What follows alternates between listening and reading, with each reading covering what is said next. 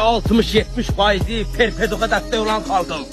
Hadi ya, bəziləriniz gəlirsiniz, filankəs xəstədir, kişi ola, onu qoca, candır. Burada yazırsan filankəsi qoş, özün gedib oturursan perpetukun yanında. Gözümün şahidi olmuşam. Ya da perpetukdan kömək istə də, 15-20 min insan onu istəyir. Ondan kömək istəyin də, eləmir, çünki eləməyəcək.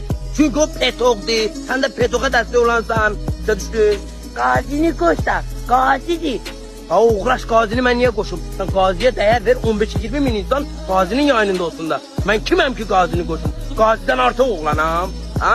Sən qazinin yayına bax ki, Qarabağı necə işğaldan azad ediləcək? Yoxsa petoku izlə, sən necə petok oldun, necə verməyə başladın, onu öyrənmə.